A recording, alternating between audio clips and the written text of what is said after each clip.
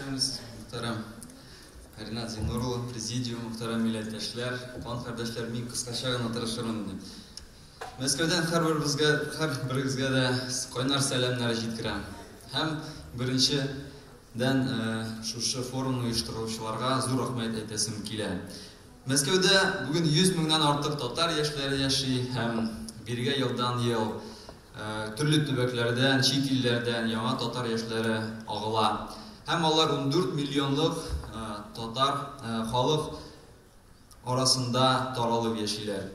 Теле барның иле бар дигән мәкале һәммә безгә дә таныш. Милләтебезне саклар өчен без үзебезнең милләтебезне сакларга гына түгел, аны гомумән актив рәвештә тормышыбызда кулланырга тиеш дип аңлыйбыз. Һәм шуңа күрә күптән түгел Мәскәүдә татар яшьләре арасында без сораштыру үткәрдек, татар телен нинди дәрәҗәсендә белгәннәрен өйрәнеп. Һәм шул сораштыру анализы буенча 36% телебезне яхшы беләбез, 24% яхшы аңлыйбыз һәм бераз сөйләшәбез, 22% бераз аңлыйбыз һәм 18% бер дә белмибез дип җавап бирделәр. Димәк 40% туган телләрен белми булып чыга. Бу әлбәттә бик кызганыч. Шулай ук әлеге статистика Мәскәүдә туган беренче социаль шилтәр дуслар.ру дигән шилтәрдә үткәрелгән сораштыру белән туры килә. Анда 50 мең кеше катнашкан. Менә дуслар.ру дигән безнең җитәкчебез дә монда Алсу. Беренче социаль шилтәр. Татар теленең сәбәпле белмәве соравына иң популяр җаваплар: әти-әниләр сөйләшмәде яисә мәктәптә укытмадылар дигән җаваплар булып тора. Димәк, милләтебезнең башка халыклар арасында эреп юкка чыгуы сәбәп ул татар телендә гаиләләрдә сөйләшмәү, балаларны татар теленә өйрәтмәү. Һәм шулай ук мәктәптә зур ролен уйный. Билгеле булганча, татарча яхшы сөйләүчеләр арасында да әдәби тел грамматикасын белүчеләр бик сирәк һәм бүгенге көндә татар теле дәресләре кими бара, татар мәктәпләре төрле оптимизация сәбәпләре арасында ябыла бара. Ул әлбәттә кызганыч. Шулай ук тагын бер хәл: Россия Федерациясының мәдәният министры Мединский һичбер нинди дә анализ үткәрмичә, ясамыйча мәктәпләрдә рус телен укыту дәрәҗәсен җирле халыкларның тел дәресләрен кимитү хисабына арттырырга кирәк дигән тәкъдим белән хөкүмәткә мөрәҗәгать итә. Безгә дуслар аз гына уйланырга кирәк шул чакта. Хөкүмәткә, министрга хатлар язып, дөрес нәтиҗәләр, резолюция кертергә кирәк. Үзенең туган телен яхшы белгән яшьләрне һәммәсе дә рус телендә камил дәрәҗәдә беләләр. Берничә телне шул исәптән туган телендә белгән кеше, белгән яшьләр алар сәләтлерәк. Шуңа күрә мәктәптә татар теле һәм әдәбияты дәресләрен санын киресенчә арттырырга кирәк дип без шундый тәкъдим белән чыгабыз. Шул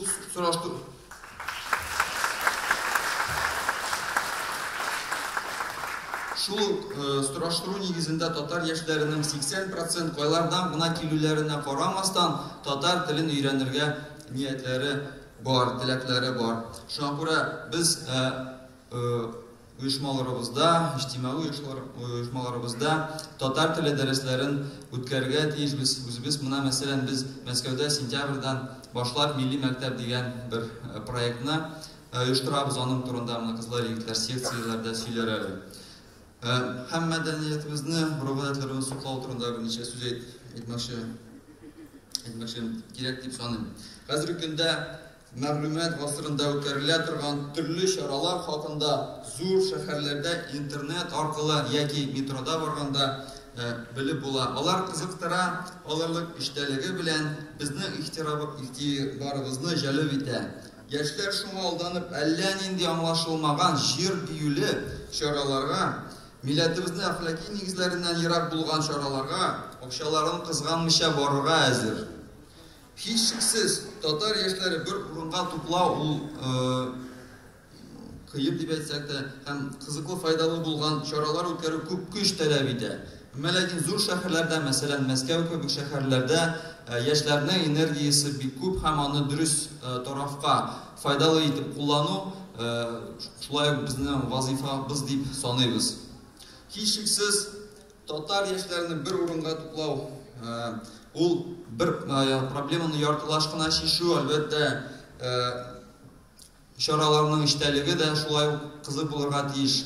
Шуңа күрә без чараларыбызны, проектларыбызны оештырганда, алар башка чараларга альтернатива булырга тиеш. Татар булу, текә һәм модада дигән сыйфатка туры килә торган проектлар булырга тиеш. Шул чакта татар яшьләре гөрләячәк һәм чәчәк атачак.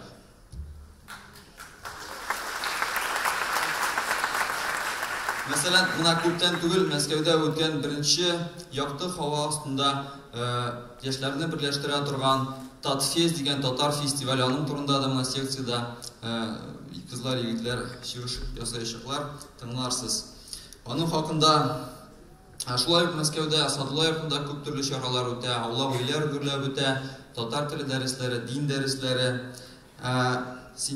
Чаралар дәрәҗәсен тагында арттыру өчен, аларның санын арттыру өчен Татарстанның тулы вәкаләтле вәкиллеге Яшьләр шурасы быел хәрәкәт дигән проектлар бәйгесен оештырды һәм аның бүләкләү кичәсен Мәскәү татар яшьләре көне белән бер көндә үткәрергә шундый исәп бар.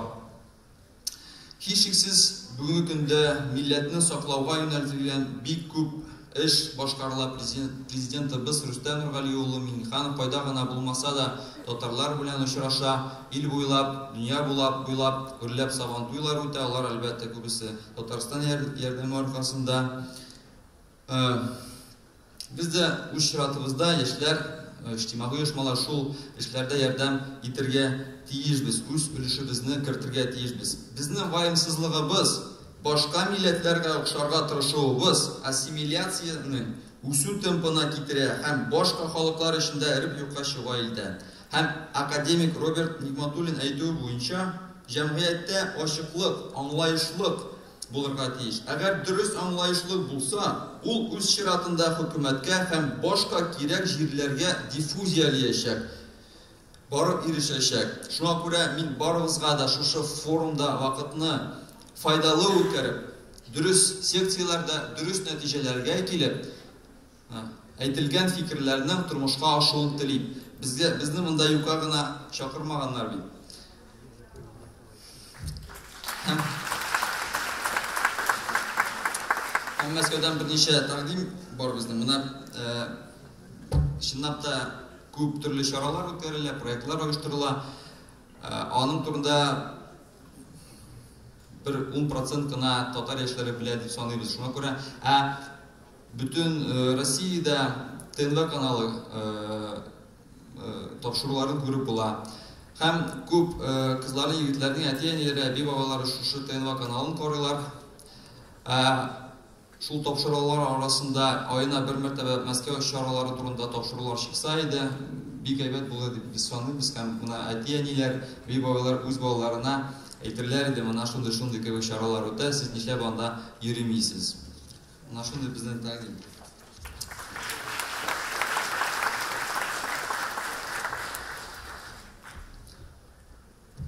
Игътибарыгыз өчен зур рәхмәт. Әйдәгез, Мәскәү татар яшьләре турында бер кечкенә бер роликны карап алыйк әле.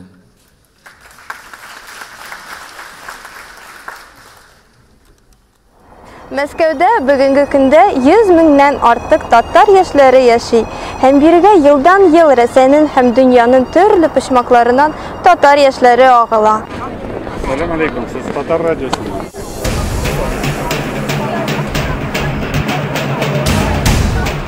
Мәскәү татар яшьләре ул көннән-көн туа торган яңа проектлар, гореф-гадәтләребезне, мирасыбызны һәм мәдәниятебезне саклауга һәм үстерүгә юнәлтелгән төрле чаралар.